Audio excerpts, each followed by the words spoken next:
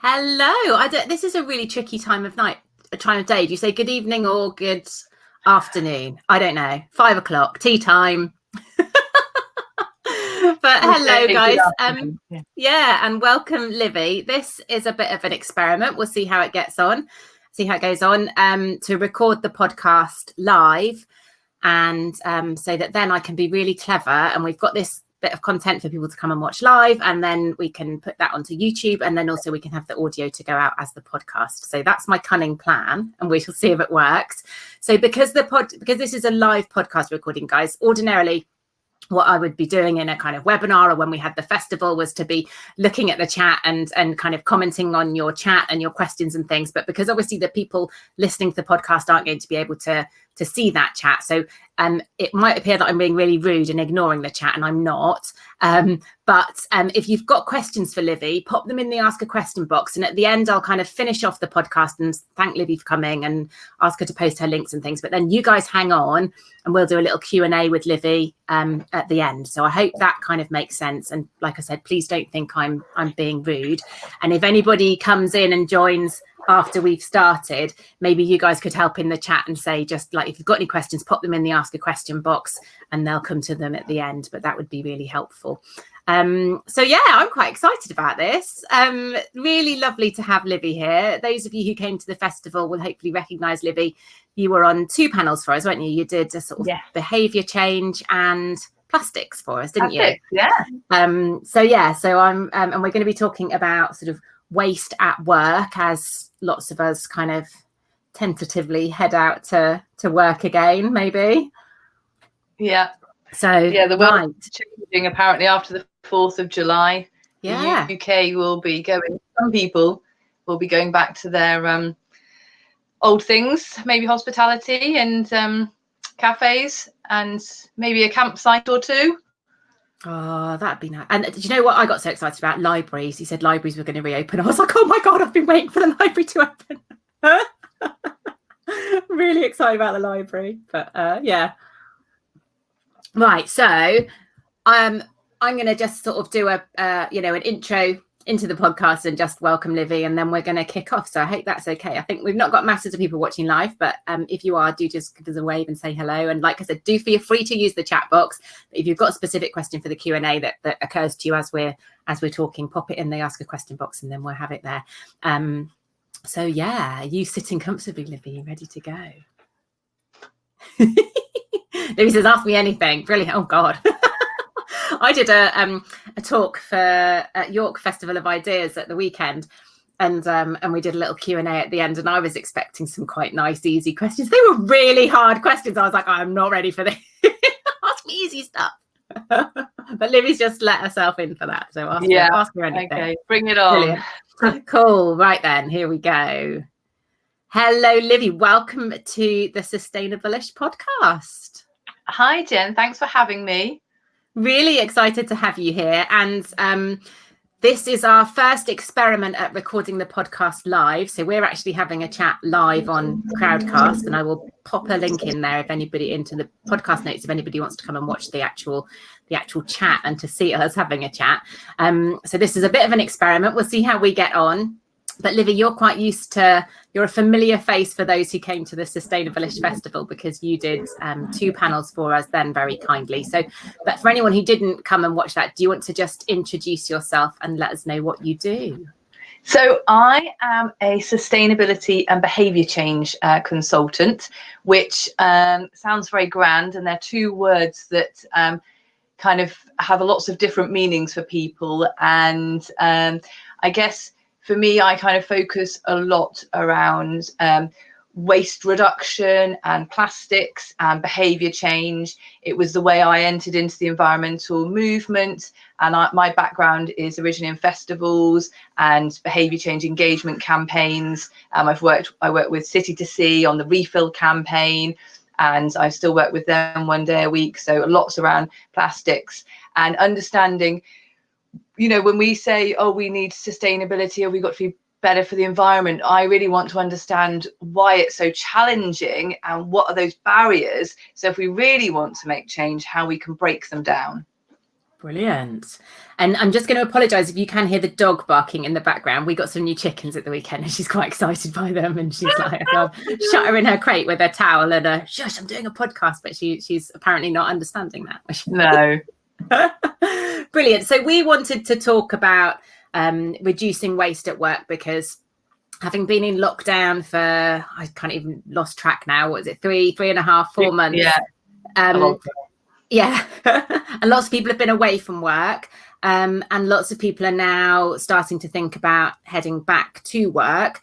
And regardless, I guess, whether we work from home, and hopefully lots more of us will be able to work from home moving forwards, or whether we're in a more traditional office environment or whatever environment, there's quite a lot of waste we generate at work. And I don't know if this is quite common, but when I used to be a vet, and when I was in practice, I was, we were pretty good at home. We were doing our recycling, we were doing all these things, but I didn't feel like I had any ownership over what was happening at work. I didn't really feel like it was my place to go up, sort of bounce up to them and say, why aren't we doing any recycling? And like, is that quite common, do you think? Yeah, so this is one of the things about the work environment, in that there's and us as human beings, is we're very socialized. So we think that there's other people who are responsible for particular things, and that's not our responsibility. And we feel uncomfortable overstepping the mark. And people also, if they feel like nobody does any recycling and they care, then they feel like the awkward one, or the geek, or the hippie. Yes. I've been in quite a few plastic-free groups recently asking people about their experience, and they say they get laughed at. They feel awkward, everyone ignores them. Yeah. So then, why are people going to do it? And there's also that sort of thing of, if I'm very busy, I've got a lot to do, that's somebody else's job. So there's a lack of ownership quite often in the workplace because of sort of many of these sociological and sort of structural reasons. Yeah, and that's really interesting, because when I was in practice, we're talking probably 4 or 5 years ago now, and that was kind of pre Blue Planet 2. So my possibly naive kind of assumption was that it would be much easier now. People would be much more on it. People would feel much more empowered and able to sort of to say these things, and for people to go, oh God, yeah, you're right. But it sounds like maybe that's not really the case, and we haven't seen that transition through into work. Well, I think it depends on where you work and the setup. I think I would say in the last 2 years, probably since Blue Planet, there has been so many green teams, and probably since we declared, the world sort of started declaring climate emergencies, there's been so many offices or workplaces that have set up green teams. Mm-hmm. And the great thing about having a green team is you're not on your own. Yes. You're not that lone warrior, and you've got people. And if that green team has been supported by the management, then there is that sense that people feel they can make changes, and they aren't, and it's being supported. There's a big thing about we look for authority bias to let us know what we're doing is okay. So we need this sort of top down, but also knowing that there's enough people with us making these changes. So you've got to find, so if people are in a workplace, they need to find those other buddies that they can join forces with to make these things possible. So it certainly is changing, but there's still a long way to go. And for a lot of people, they do all this stuff at home, and then they get to work, and then they're like, wow, there's plastic everywhere, everyone's drinking out of a little coffee cup. And I don't know whether we talked about this before on the last behavior change call we had. Was I went and did a talk and an audit in an office, and they said, we were talking about all the single-use materials they used, and they had a canteen where people could sit downstairs and eat their lunch. And they could have had it on plates, but the office culture was that if you were not sat at your desk eating your lunch, you weren't working hard enough. So that means everybody took a takeaway and sat at their desk. Mm-hmm. So those are the kinds of embedded things. And this is where this, like, the behavioral stuff comes in for me, because it's not simply enough to say you should use a single-use coffee cup, or you shouldn't buy your takeaway box in this thing. You need to look at what are those reasons that are leading to these behaviors, which are then creating this waste? Or why is it that the recycling, you know, is always contaminated? Like, what are those things that are going on in that environment? And, you know, for many people, they spend the majority of their waking days in an office. So it's, you know, it's an environment, and it has a lot of, you know, these untold pushes and pulls and social structures that really would inform a lot of these things. Yeah, and it's really interesting, isn't it? Like, that's certainly how I felt at work. I didn't want to be that person that everyone was kind of rolling their eyes at and like, oh God, she's off on one again. And but so what are some of the main challenges, do you think, at work? You've touched on that sort of that's, I guess, almost that social need to fit in, and that wanting to be accepted and kind of part of the team and all that sort of thing. But are there specific challenges, I guess, in terms of specific waste streams, but also other behavioural issues? Yeah, so some of the things, so I sort of take an approach where I look at what those sociological structures are, and, you know, what's the influences, what the social norms, but also then what's the infrastructure and how's that dictating behaviour. And quite often workplaces, and so my sort of background in events is, you know, I think there's an events people probably listening in, and this is a classic at events, is you have bins that have really bad signage on them or none at all. And apparently by the color of the bin top, or maybe not even the bin top, maybe the bag inside it, people are supposed to know what they put in there. Or it will say something like recycling or general waste. Well, I've got a coffee cup in my hand. It's made from paper. I want to recycle it, so I'm going to put it in the recycling bin. Well, that means that recycling bin has just been contaminated, because actually it's got a plastic lining and it needs to have a separate bin. But there's also sort of a thing that's going on now, which nobody wants to waste anything or feel like they're putting anything in landfill. So they do something called wish cycling, thing in the recycling bin. So what I really advocate is prescriptive visual bin signage, so it's really clear of what goes in where. And in particular workplaces, if you know there's specific streams, you have bins for that, and the more separate bin streams you have, the better, because people don't stand there, people don't go, oh, okay, so I've got this thing, let me read down this long list, oh, let me think about that, do you think that fits in with this or this? They go, rubbish, get rid. So it needs to be really quick and easy. So the more bins you have, and whether that's lidded things, you know, going up, whatever, the more you have, the more it's broken down, the easier it is for people to understand what is recyclable and not recyclable. That's really interesting. Yeah, one of my questions was going to be, because I can imagine that this is a massive frustration in the workplace. You know, I work from home now, so it's, you know, it's just me and the frustrations of the kids and the husband not putting things in the right recycling bins. But, you know, you set up all this recycling and then people are just ignoring it and putting things in the wrong bloody bins. And how do you make them? So lots of bins, very clear signage. And cover the tops of them. So what happens, and this is another thing, is if you have open bins, people don't look, and especially if you put the signs on the bottom, people don't look at what the sign is on the bottom. They walk up to the bin, they look inside, and they make a decision based on what's inside the bin. So at events, good bins are ones that have got a thing on the top, and a reduced aperture, so you can only put in the right thing. And in offices, they have them which you can have, you know, and so they've got just for paper, it's a narrow aperture, so you can only slide paper in there. For cans, it's circles. So it's all this, because we're very like visual. Those blocks that kids have. Exactly, just like children. Square peg, round hole. No, that's the one recycling. Oh, brilliant.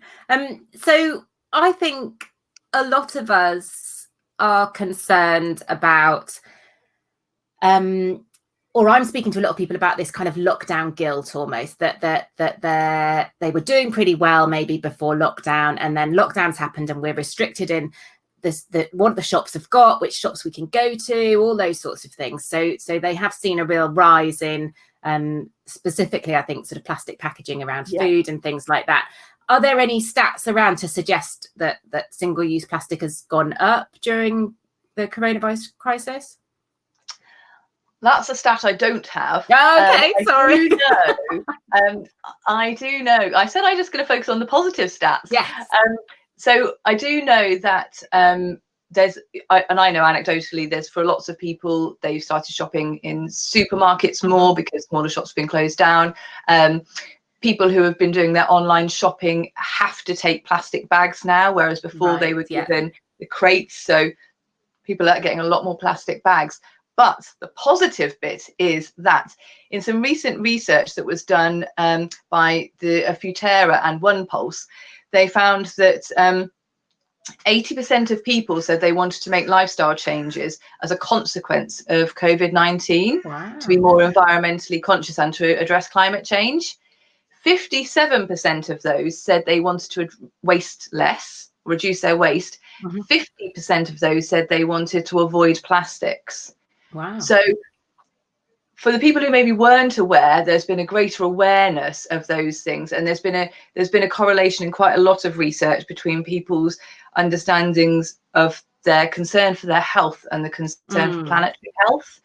So I think there is, whilst, and again, this is an infrastructure thing, while people are, limited by what is available to them, the desire for change hasn't diminished. And at the beginning of lockdown, for us plastics campaigning sector, there was a real worry that we were going to go back 2 years and the plastics industry was going to win, because they were telling us that plastic was safer than reusables, and plastic was the material, and they lobbied, they put back the plastic, they removed plastic bag taxes.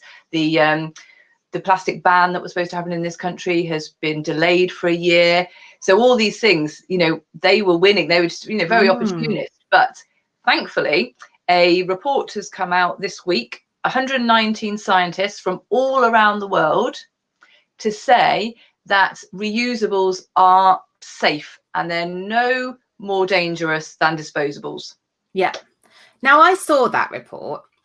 Well, it was reported in The Guardian, wasn't it? I can't confess to actually having read the report. The link was broken. You couldn't have done. I found it somewhere. Oh, okay. Oh, well done. The difficulty that I see is that I can take my reusable cup and I can go to, maybe it was a chain of, ideally I'd be using my local cafe, but maybe I go into a chain and they've got this thing up saying, this poster up saying, we're only using disposables at the moment because of concerns about hygiene. Now, I can't really have that argument with the poor barista behind the counter, because it's not their policy, it's not their problem. All they want to do is probably get home and feel safer again. Because I can see that, yes, 100 scientists have written a report, but that the likes of Starbucks and Costa are just going to go, nah, we still think it's safer. Like, how can we as individuals challenge that and actually get them to take notice of this and of the data and to make decisions based on science rather than whatever they're making decisions on at the moment? So my colleagues at City to Sea have been working hard on this behind the scenes, and they started a campaign called Contactless Coffee. So it's a brilliant video. I've seen it. Yeah, they've demonstrated how a coffee can be filled without any reusable cup can be filled without any contact with the barista or the person. And as well as that, they have created a new campaign, a lobbying group called Repeat, and it's something like reusables. It's a clever not thing, having that one on the tip of my tongue. But it's a group of people, a group of organizations, and they are talking to the Costas and the big companies and bringing them into this conversation to move it forward. And they are working with other lobbying organizations and independents to demonstrate best practice. Yeah. So the best we can do at any of this is this back to social norming and demonstrating where it's being done well, and also demonstrating where you're going shopping at the independent places, because your Costas or your Starbucks or whoever haven't adopted this yet. So all of those people respond very much to consumer demands and consumer fears, which is where a lot of this is coming about, the need to be safe. Yeah. So, contacting on social media and saying, are you offering contactless coffee? I know I've been doing it to some of the independents that have been opening and saying, are you offering contactless coffee? Here's the link to how to do it. Brilliant. So that's a really good idea. So that's a nice way of, and City to Sea will be supporting every organisation that does that. So for the independents who are reopening and they want to get some extra exposure, then it's good for them to be adopting this. Cool. And I'll cut this bit out of the podcast, but Alison's just saying she can't hear me. Can anybody else, can you just let me know, guys, in the chat if you can hear me? Because it might just be an Alison problem, or it might be a me problem, in which case we're going to have to start again. Brilliant. Helen and Abby can hear. Alison, if you try going out and coming back in again, sometimes that helps you, but you can't hear me because let me just write in the chat, Alison. I can repeat the questions though, Alison, that's fine. But I think if you're repeating the questions, it might make it really difficult editing the podcast. Lives is the only thing. So maybe we'll just try. If everyone else is all right, then brilliant. Alison's going to do that. Perfect. Okay. Let me just think about where we were up to. So we've talked a little bit about maybe some of the challenges, I guess, of coming back to work with our coffee, which is probably the thing we're most worried about. One of the things, my husband's been back at work for quite a long time, and I guess when we're talking PPE, yellow tape, all these things are plastic and single-use plastic. Is there anything that we as employees, or if we own our own business, can do to enable our employees to feel safe but with slightly less single-use plastic? I don't know. So one of the things that has is on the market, which I'm not advocating, but you might be tempted to look at, is bioplastic PPE. So for caterers, there are gloves that are made from compostable plastics. Right. If you buy those, you still need to have a separate waste stream for them to be composted. Yeah. So you would need to organize that separately. So that is not addressing any single useness at all. Okay. So I just want to make that clear, because that's something that there has been visors that are being said that they compost, but they're home compostable. They still need a special system in place, and TerraCycle are actually doing the collections of those, so they can find somewhere to actually compost them. Brilliant. Oh, okay. So can I just, the same with PPE? And I just want to ask you about this, because I know we talked about this in the festival as well, but there is this massive confusion, even for me as someone who's engaged and who tries to keep up to speed and things, with compostable plastics, home compostable plastics, plant-based plastics. And our assumption, I think, is when we see, if someone says it's a plant-based plastic and it's compostable, then, talk to us about that. So if anything, so plant-based plastics are either made from something like cellulose, which is a wood pulp, and they can compost in a home compost environment, but they still take between 28 days to 3 months. And a home compost environment means it's nice and warm and grassy and humusy. That doesn't mean if they become litter, they're going to degrade. And if they're a plant-based plastic and they're called compostable, they need to go somewhere to degrade for 60 to 90 days. And this environment is where you have to have a special arrangement to get there. You can't, if you put them in your food caddy, they're all going to get pulled out because they remove all packaging.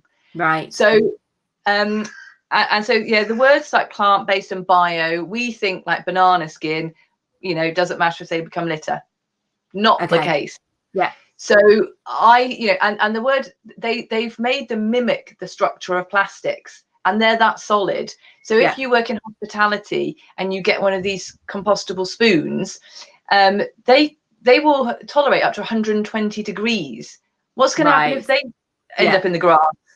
They're going to still be there, So okay, they're not made from fossil fuels and they're not oil based, but still they're still single use and they're still problematic if they become in the natural environment. Yeah.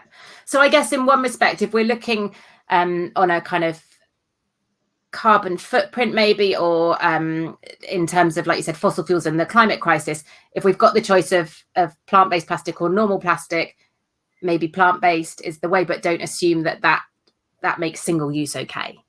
That kind exactly. So they've got a lower carbon footprint, quite a lot of them, but then there's other associated environmental impacts with them because quite often they're from GMO crops. I mean, they're generally from GMO crops. They're being transported a long way around the world. Sure. Quite often they are, so some of them are sugar cane. So they're a, what's the word? They're they're just a sort of a byproduct of the sugar industry. But the sugar industry in somewhere like Brazil, where it's, you know, it's not organic, lovely, you know, sugar, it's all, you know, very intensive production. So with all of this, really, we need to be thinking about what's the option for reuse. How could reusables work? If we're choosing material, have we got the waste stream for it? And so lots of events or, you know, caterers and canteens will be thinking of wooden things. You put wood in the compost, doesn't compost either. Okay. You know? So, you know, so, and actually a lot of, you know, composting places don't want lots of wood in there because they want nice humusy, you know, stuff to put on the field. They don't want lots of forks. So, you know, I get to plant labels. Yeah, exactly. So it's, you know, just because something's natural, you still have to think like, what, how's it going to end up? What the process that breaks it down? And really, if it's single use, then it's, you know, you're going to have to find a waste stream for it. So I think that's it. It is so confusing, isn't it? But I think that is maybe the one key message that people can hang on to, that reusable, if we reuse them, is always going to be a better choice than a single use one. So if there is an option, if there is some way of making, of fitting reusables into, like you said, whether it's forks or cups or whatever, if we can find some way to do that safely, then that's the option that we should be going for. In terms of like masks and gloves and things, are there any options, or is it just kind of we have to? Where's my reusable mask? Reusable masks, obviously. And again, City to Sea have got a really lovely campaign with some videos that you can share with your colleagues. They've got lots of simple, I was going to say recipes, but they're not. They're instructions. The government. I think Boris has been practicing his patterns, so you can find them on the gov.uk website. All you need is a t-shirt, cut a bit, tie it up. With gloves and things, you know, it's problematic because, but equally wearing gloves, the arguments from doctors is you shouldn't be wearing gloves to go to the supermarket, to drive your car, to pick things up, because actually you're contaminating them. And the way that doctors use gloves is they use them for a very particular process. They take them off without touching them, they put them in a bin, then they use some more. If you're wearing those gloves all day, you're just carrying those germs around. The best thing is hand washing, and that's, you know, hand washing, and then secondary using some alcohol gel. So it really is that. And the evidence from that, the paper from the scientists, is that the worst contamination is from close contact, from spittle, rather than it necessarily being on, you know, on items. So, you know, from touching different items. But with the PPE, if you do have to go down the route of PPE, you can organise for a separate TerraCycle bin collection at your workplace. So it costs money for those ones, but you know that it would actually then be recycled into some kind of other kind of plastic thing, and you know it's, you know, being managed responsibly. So what will they take in there? Do you know? So I just looked on their website because they've got a whole new array of PPE bins. So they've got ones for masks, they've got ones for gloves, they've got ones for overalls, literally everything. Also, since lockdown, they have ones Ferrero Rocher, you know, the crunchy stuff. Yeah, those. Lots of and other toys and sweets. Yes, all sorts of things. And so what's been happening is those, and this is for me is the first step for producers really taking responsibility of their hard to recycle materials, is that Ferrero Rocher, people must have gone to them and said, how do I recycle this foil? It's too small to go in my bin. Yeah. And they're like, okay, TerraCycle, can you help us out? And so so many companies are doing this now. And so they're paying for these materials to be recycled, which is great because it's not ending up in our waste and recycling systems, which don't have the ability to process these hard to recycle materials. So, you know, the next step for that is that they actually then start using those materials themselves to then make their packaging. So it's really a closed loop circular economy process rather than it being turned into something else. Because at the moment, what does it give any suggestions on the website as to what things they can make from manky old plastic gloves and breathed on masks? So I haven't checked what they're doing the mask, but with most of the things that TerraCycle take, they downcycle it into things like watering cans or piping or benches. Yeah. So it's then something that isn't necessarily able to be recycled again. Sure. Yeah. I have seen that one of the big plastic manufacturers is using a percentage of recycled content in some of their masks now. Okay. But it's whether that is straight recycled from the things or not, because the thing about and that's what the thing about all of this stuff is it really should be incinerated because of the potential of it being contaminated. So I'm not entirely sure whether TerraCycle are recycling those things. I just saw they had all the separate bins and I thought, because it's, you know, it's deemed as clinical waste, so it should be recycled. But I have also seen in the things that come up in my LinkedIn feed, people have started doing 3D printing with blue plastic gloves. So this is, you know, this amazing technology where you put in recycled plastics and it kind of makes, you know, you tell it what to make and it makes these sort of things out of it. So so the waste gloves they're then making into, I was you could see my confused face then. I was like, are they making the gloves or are they printing from the gloves? No, they're printing with them, so they're making things from it. So there's things, you know, happening like that to try and address these materials. Yeah, God, it is all really complicated. So go on. I was going to say one of the things that has really been positive that's happened during lockdown is people have started wasting less food. And so I think there was a Hubbub report that said it was 48% said they were throwing away less food, and of those wasting less food, 51 said they were planning their meals better. Now, one of the things I always see when I go into businesses and when I'm at events is very rarely do they have food waste collections. And, you know, if people are doing these habits at home, they want to be able to carry them on. And at events and festivals I've worked at where there's been food waste bins, what it's meant, and also in an office environment, it means you have less contamination of the recycling and the other things with food. Food is the worst contaminant of any recycling stream, and it will, you know, means that you can't, your glass goes, your plastics. So if you can really keep it out of those streams, then it's a good thing. So that's, you know, really good basic. If you're a green champion or anything, you know, if you can get a food waste bin in your workplace or as part of your event bins, it's important. So how easy is that? Because I'm in Wiltshire and we don't have a food waste collection, much to Wiltshire residents' frustration. And it's in law soon. Oh, will it? Yeah. Oh, that'll be exciting. It's EU law. And is that at a household level, presumably? Yeah. EU, all across the whole of the EU, food waste, because it's it creates methane. So at a business level, and obviously businesses have to pay for their waste collection and organize their own recycling collections and all that sort of thing. So can that be an add-on if you're contract is with, I don't know, Biffa or whoever, can that be an add-on that you want food waste collected? Yes, so businesses do food waste collections, and food waste is really heavy. So it also, you know, it means that your general waste is going to be heavy because you've got food waste in it.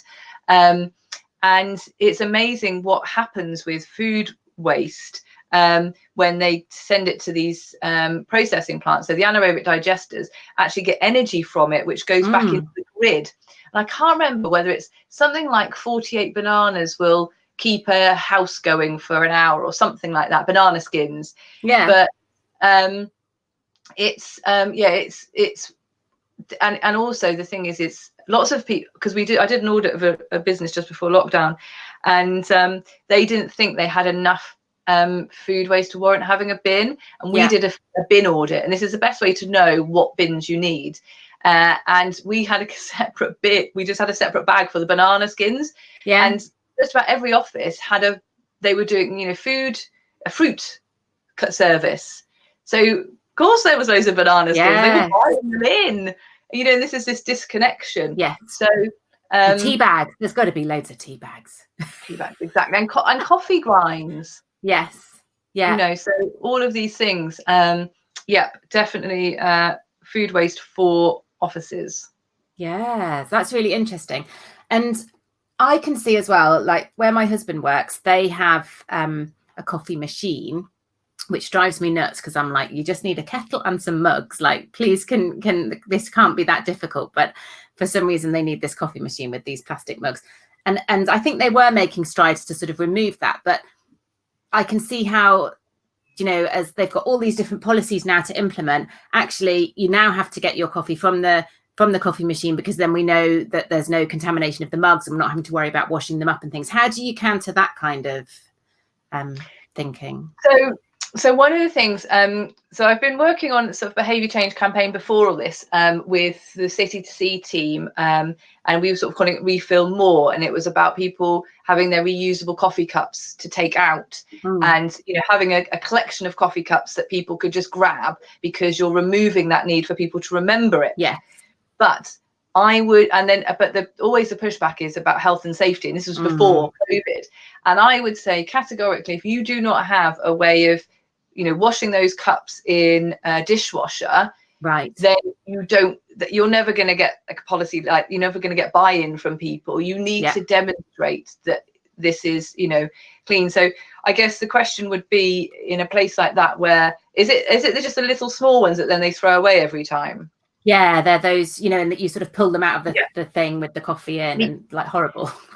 Because there's a lot of the machines now who are addressing this, and you can have them without the cups, so they can program them and change them, and you can just put, you know, your cup underneath. But what I would say is the way to get these things changed is to make sure you've got the adequate health and safety, you know, the cleanliness to be, because if you look at I used to house share with some people, and I would look at their washing up practices, and I mean, just like their hands to do the washing up. Yes, like, If I saw someone like that at work doing the washing up of the cup, I don't want their cup, you know. And that's the thing, is like, we can be all preaching. It's like, yeah, but look what everyone's doing around us. No, I don't want the cup from the person who refuses to use the washing up liquid and just uses their hands. So, you know. You've got to meet people where they're at, and with any of these systems, I mean, some of the great things that are happening which really address all this, and it would be great. I'm working on some projects with people which I can't talk about, but is where these reusable cup schemes are coming in, where they're dropped in the office, and you use them, then you pop them back in a tray, and then they get taken away, and then they get washed and brought back. So it's a single-use reusable cup, and it's being hygienically washed. So you're removing the need for people to remember the cup, for them to worry about the hygiene, and for an organization, you're actually it's a similar cost to disposable coffee cups. You know, 'cause an organization's paying for those cups, and it's the money that people spend, you know, if they've got a canteen or one of those, you know, things on cups, is ridiculous because they're just throwing them away, Yeah. and they're paying for this, and they should have a separate coffee cup collection system for those. So they should have and this is a great way to sort of like start pushing back, is to say, okay, if we're going to only have single-use coffee cups, we need to responsibly dispose of them. Mm-hmm. We need to pay for the coffee cup recycling system. Yeah. So you're paying for the coffee cups, you're paying for the coffee cup disposal. Yeah. You know, obviously if you're using reusables, you're paying for the cup once, but then you're paying for the washing and probably the person to wash it. Yeah. But, you know, it's what is the break-even point with those things where, you know, if they're used enough times, actually the one outweighs the other. Is it naive just to say, everybody bring in your own reusable cup, here's a Sharpie, write your name on it, that's your cup, you know, if you want to rinse it out in between, knock yourself out, that's the cup you use and no one else uses it? Is that like an unreasonable request? So I know lots of organisations where I've been into, the first thing they've done, you know, sort of last year or the year before, was they bought everyone a reusable coffee cup. Exactly the same reusable coffee cup. Okay, there's your reusable coffee cup, use it. What happened to them? They just sat on people's desks. Right. And people actually, you know, different to sort of your husband's scenario, but people get their coffee, their nice coffee, when they're walking into work in the morning. Sure. Where's the reusable coffee cup? On their desk. You know, well, the anecdote, there's been research done, City to Sea did some research when we look at how people use things, and people said they'd have one in their car. So they'd use it's situational. So people use them in particular situations. But if on a Saturday they go out, then they haven't got their cup. Yeah. You know, because they've got a different bag. Or it's the same with reusable water bottles. People will use them every day in a particular routine. But when they're doing a different routine, they won't have them. So they would, you know, use them on the way to work, to the gym. Saturdays, nope, don't carry a reusable water bottle.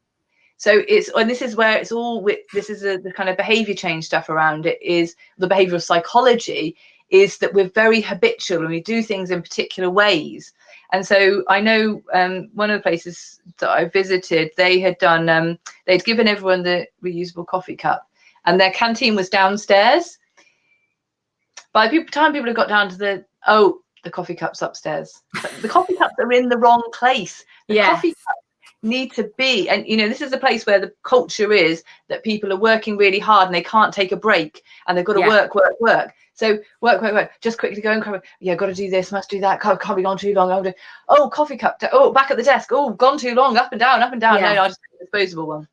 Yeah, definitely. And so this is all the things that, you know, are going on. So I was saying, you know, why aren't the coffee cups here? You've bought all these coffee cups, why aren't they here? And they didn't actually have a dishwasher. Right. So then that's the other thing.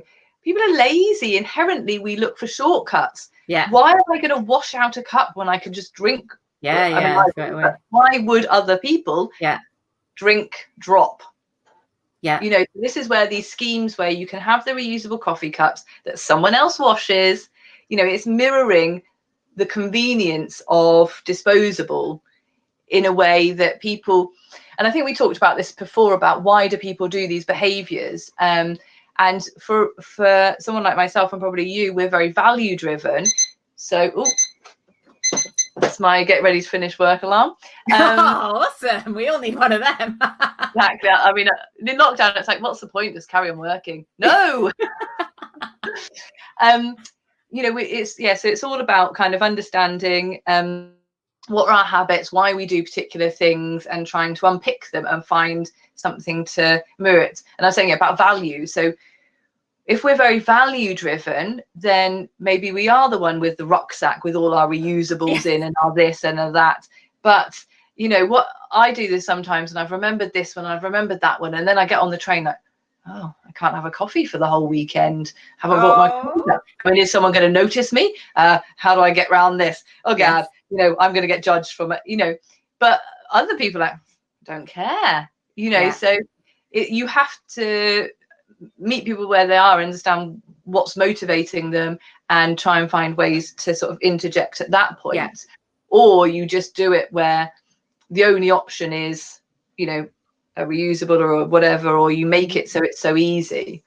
So Yeah, I mean, the whole thing really about having conversations about reusables and on the go is the wrong conversation to have, because really, if we look at the behaviors and we're looking about the behaviors, what is the behavior? Why are people drinking coffee on the go? That's the behavior we need to address. Yeah. And in lots of countries, they don't have this as an issue. In Germany, they tried to roll out the Freiburg Cup, which is a sharing scheme. So you drink the coffee, you drop the cup off at another coffee shop. There's one here, isn't there? And is it Shaftesbury? Shrewsbury got one. Shrewsbury. But the problem they had was people sat down and drank coffee mainly because they've got a different culture. Whereas in the UK and in lots of other countries, there's this in a hurry, must be on a hurry, couldn't possibly stop and relax and enjoy ourselves. Oh no, we're far too busy for that. Oh no, keep working.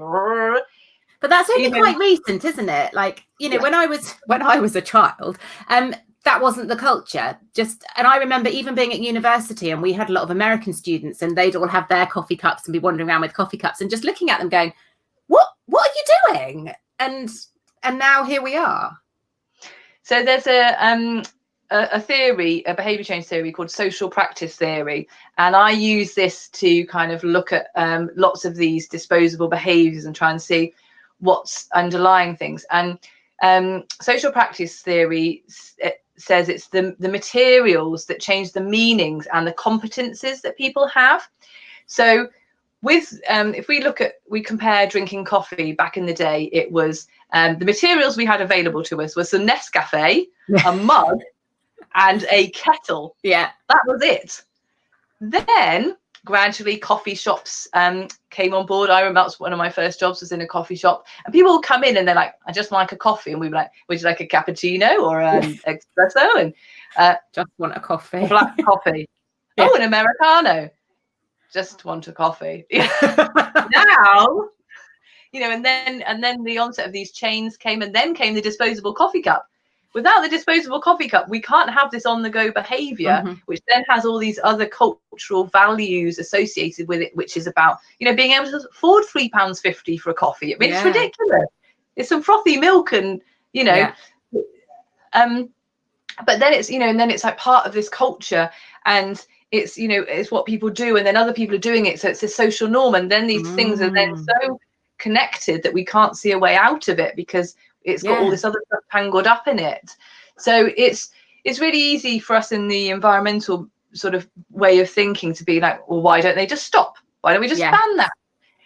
But actually you have to see what else is tied up with it. And we're very social creatures, and, things are changing. And there's a great social practice theory, case study around water and washing.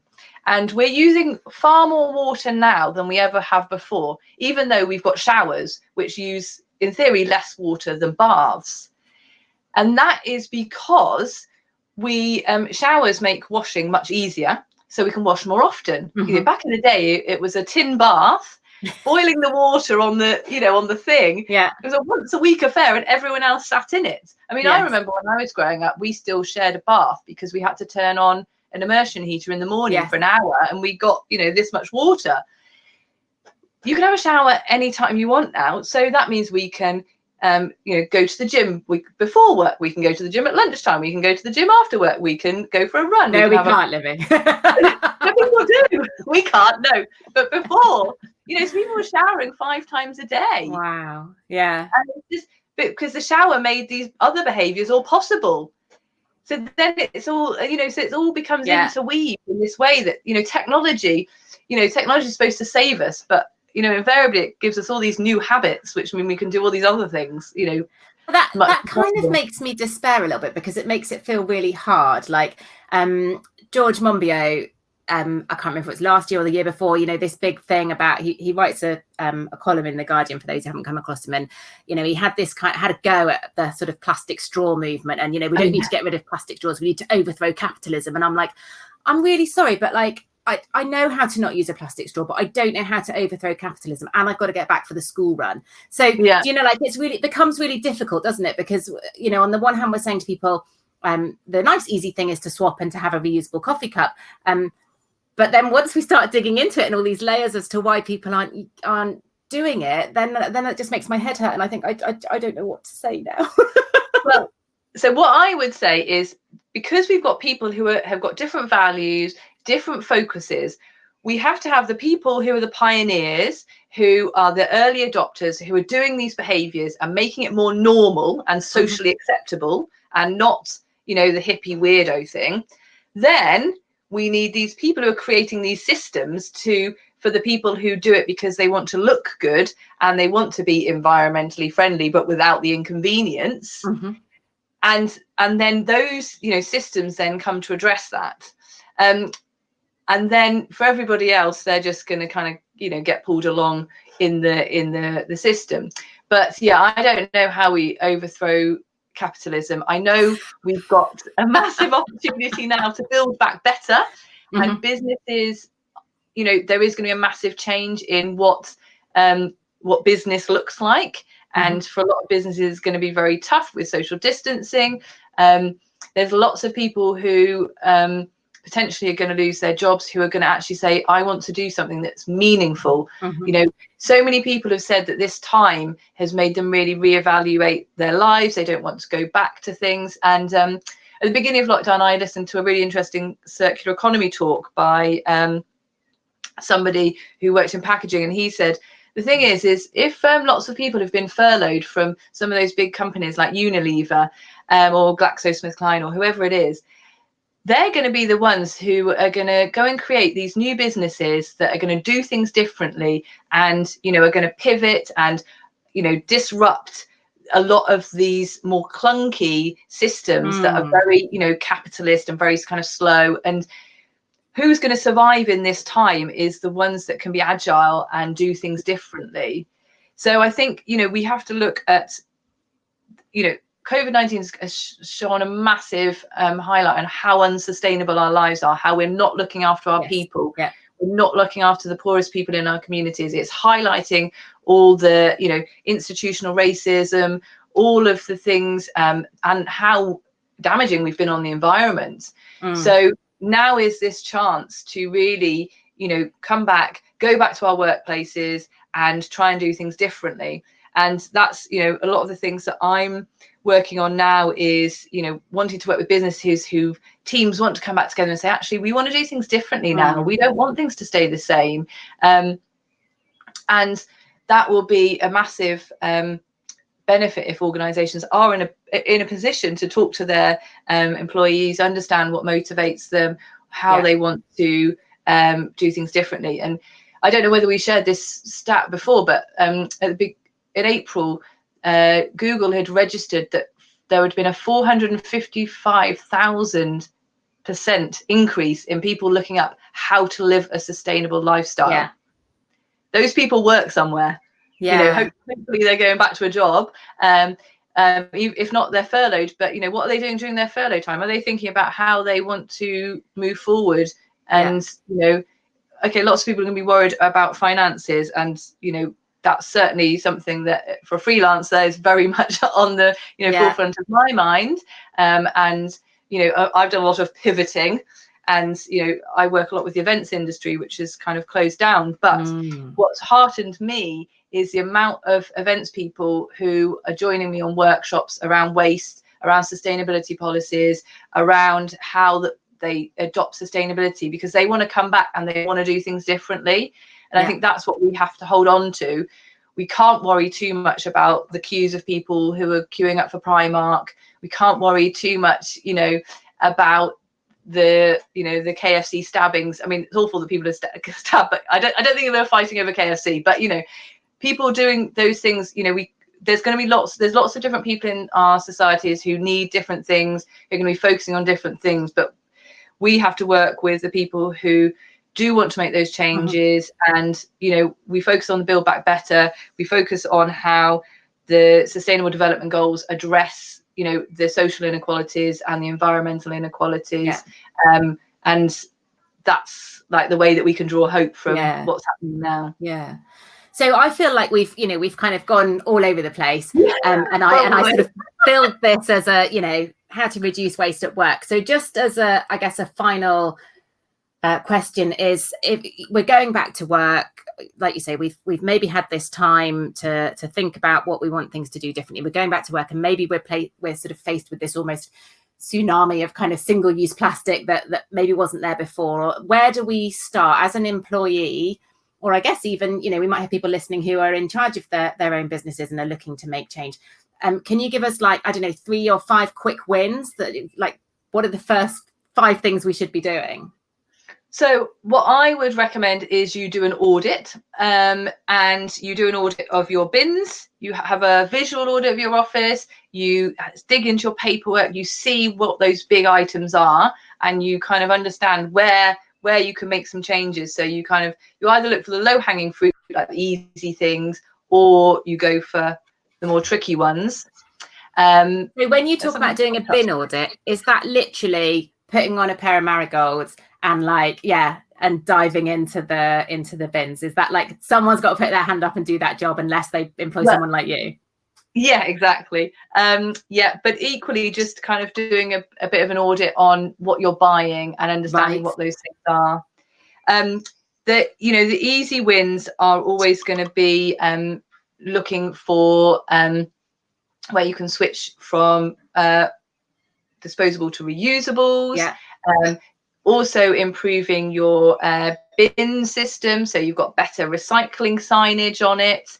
And for plastics, it obviously depends on what kind of organization you are, but really, looking, so the obvious things like coffee cups, but actually lots of businesses will have a lot of shrink wrap, where things are coming in pallets. Yeah. There are reusable systems in place. So it's talking to your suppliers and saying, okay, what is the option for this? What is the option for that? So it's kind of doing that. And if it's all right, I will give a plug, because I've got please do. I was going to ask you to. I've got an online course which is exactly around this. It's about tackling single-use plastics in the workplace. For Plastic Free July, I'm giving away the first course. The first one is about understanding plastics and plastic recycling for free. So it's just simply you give your email address, I give you the content, as well as a 30-day plastic challenge document. So if you're still at home or at work, you can share this, and it's all about what you can refuse, what you can reuse. And also, if you want general waste things, I'm doing a Waste 101 workshop on the 2nd of July, and we'll be very much talking about like the waste hierarchy and different materials and how you approach those. So that's for events, businesses, and for individuals. Amazing. And where can we come and find you and all that information online? So I'm very, very busy on LinkedIn as Livvy Drake, and then Livvy Drake. And then Sustainable Sidekicks is my website and my consultancy, where you can find all the events that are happening. Brilliant. Thank you so much, Livvy. It's always a joy to talk to you. And I love the fact that you say, I really focus on the positive, because that's what we need to hang on to, isn't it? So that's great. It's all we've got. It's all we've got. Brilliant. Let's have a little look. So that's the official end of the podcast, guys. Let's just have a little look. We've got a couple of questions here. Helen says, what do you do when you start to work for a company that say they're fully on board with recycling, and then when I start to work, no one's doing any of it? She says she was invited to become a recycling champion. So exactly, I think what you do is you build a team of recycling champions in each of the offices. It depends on how the building is, because you might have different cultures on different levels or different places. So the trick is to start to change that social norm so that people are more engaged with the recycling. You normalize what good recycling is and bad recycling. You do explanations of what to do, because if, say, you're from Wiltshire, I'm from Gloucestershire, someone else is from Bristol, they all convene in an office and it's got different things on it. How do we know what to do? So you do that. You also so WRAP, which is the Waste and Resources Action Programme, have some really good bin signage, which is generic. It's like green for glass, red for plastics, and they've got pictures on it. So that's kind of a fixed system that you can use.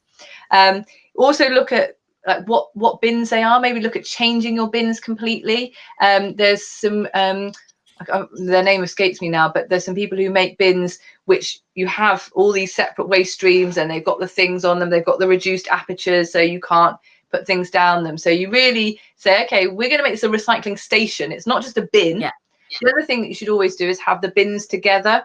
So you should never have your general waste in one place and your recycling another place. All bins together, and get rid of any under desk bins, because obvious one, everyone, in the bin. Why am I going to watch the recycling? In the bin. And that's a good one at home as well, actually. Yeah. I do it.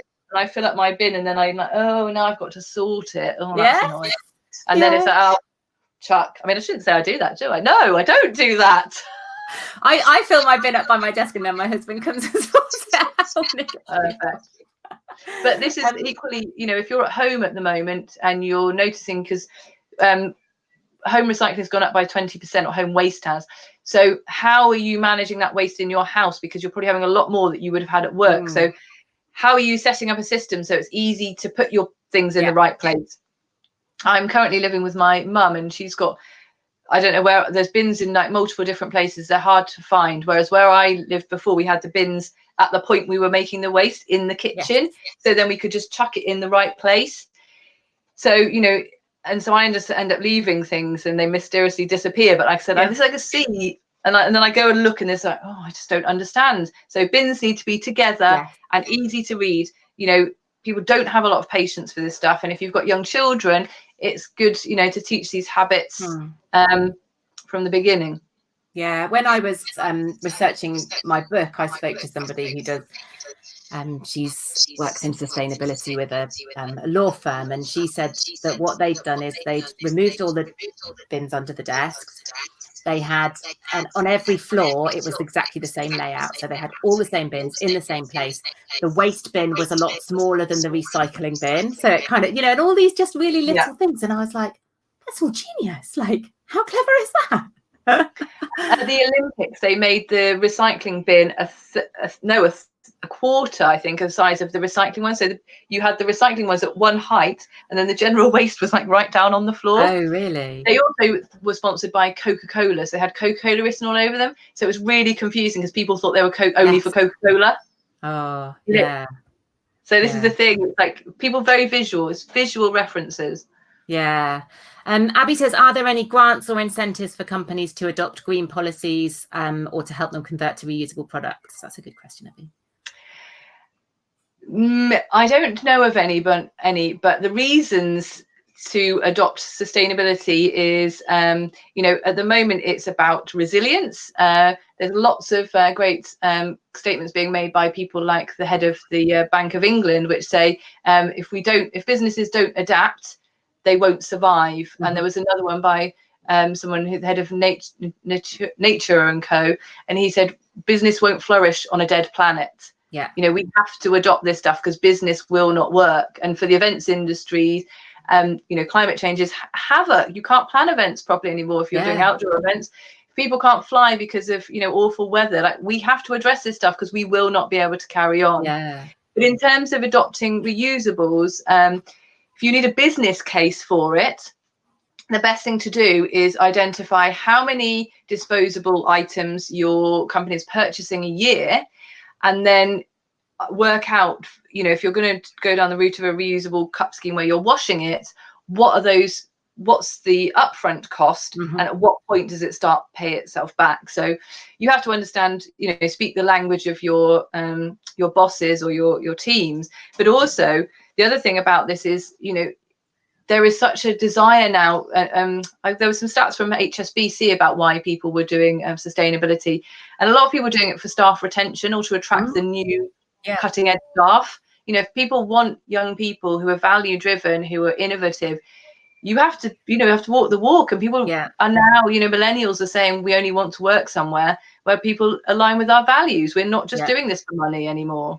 So there's so many other reasons that you can bring sustainability into the arguments, that are just maybe think about the other values that your organization has. In your experience, does the that almost sort of break even point of, you know, getting that upfront cost of the reusables or the dishwasher or whatever it involves, does that have a financial payoff quite quickly?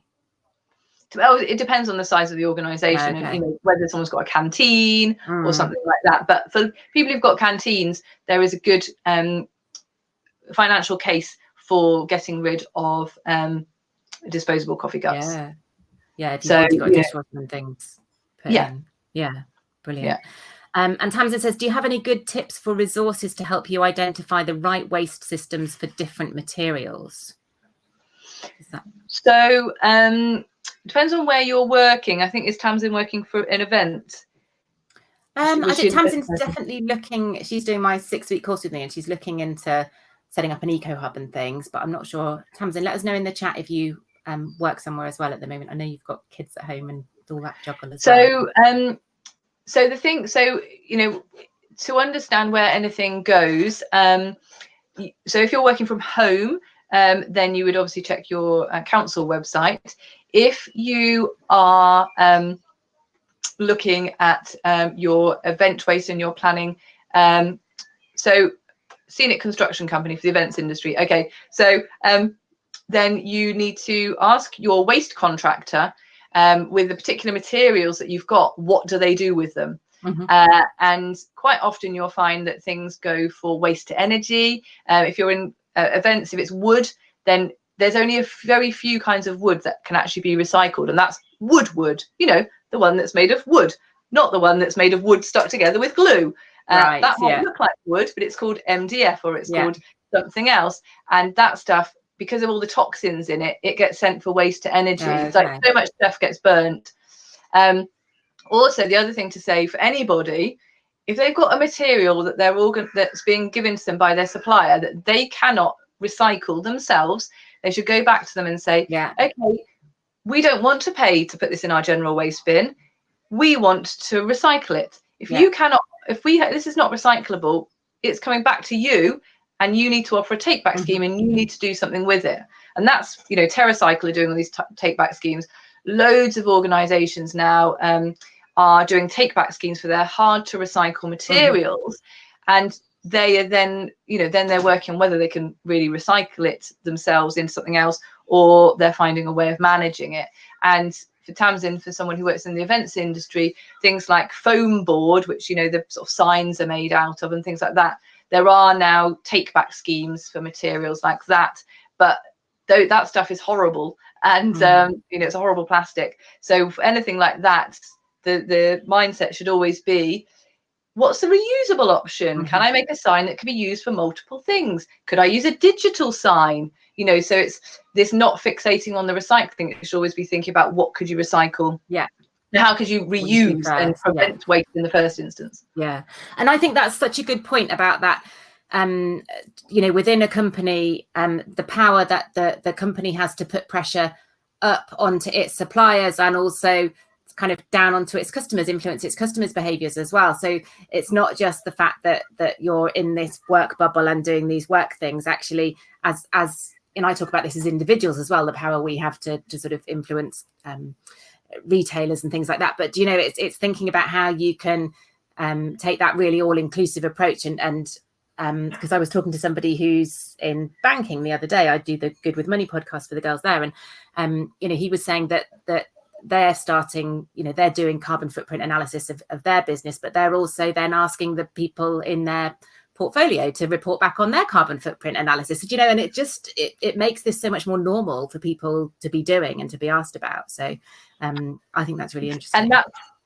And so for me, for all the work, all the stuff that I've done around sustainability and waste and all these things, is the first thing you do is you go back to your existing supplier and you say, can you provide me with this option? Can you do this? If you can't, then I'm going to go to somebody else. And you give them that chance, because then they know that that's what the demand is, and then they've got the option to make those changes.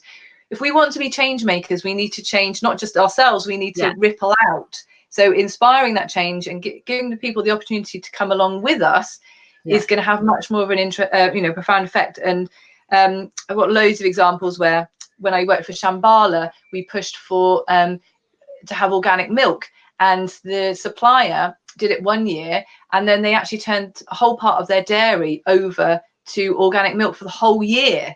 Wow. Yeah. And that's for one small event. Yeah. Since I've left, they've actually gone dairy milk free, so I don't know what happened there. They started milking oats or something instead.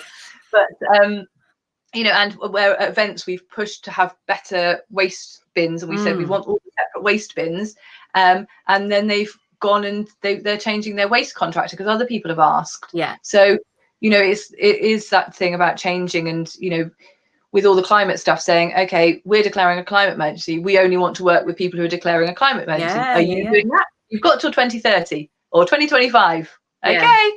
Yeah. And Tamsin says, it's these mixed items that cause the problem, and reuse is the way. I think some of the problem is that we've been sold this story that recycling is this sort of silver bullet, and that it's okay because we can recycle it. But and that feels like for us as individuals and for businesses as well, that we've done the recycling, so that's fine. But sometimes we're just sort of passing that problem on, and it is harder, as you said, to unpick those layers and to think, well, actually this mixed waste item is causing a real problem. What could we find to use instead of that? That's harder than going, oh, I wish that could be recycled. So it's really so there's some really good tools from Responsible Procurement, which says and it's where you do a specification exercise, and you say, what do I need this item to do? Like, what's its functionality? I need it to serve this purpose. It needs to keep this food clean. It needs to do this. It needs to do that. Okay, like, get clear about what those things are, and then go back to your supplier and say, what have you got that does this, is this? Right. Plus, I need it to be reusable or recyclable. Yeah, no, that's a really good tip. Livvy, I could talk to you forever, and I'm aware that your work alarm has gone off, and like my kids are waiting for their tea and all that sort of thing. But thank you guys. Thank you, Livvy. Thank you so much to everyone for joining us. Livvy, do you just want to pop your web address into the chat? Because this gets saved, and if people are watching it on replay, they can find that, and I'll pop all the links into the podcast show notes. I can't promise when that's going to come out. It will come out at some point when I find time to edit it. But yeah, I hope people have enjoyed this. Let me know. Come and find Livvy and I on social media if you want to sort of let us know how you've got on with it and how you've enjoyed it. And hopefully we'll be back with some more live podcast chats. And Livvy's stuff is all 2nd of July. You've got a workshop going on, did you say? Yeah, 2nd of July, and that's the Waste 101. So we'll go back into a lot more detail about like waste systems, where it all goes, like the nitty gritty, the dirty stuff. Brilliant. Get your gloves on, and then come with your marigolds. And then a plastic free July. I'll be offering this free course and talking lots about plastics and support for people in the workplace. Perfect. Thank you so much, Livvy. I hope you enjoy the rest of your evening. And good luck in Plastic Free July. Take care. Bye. Bye.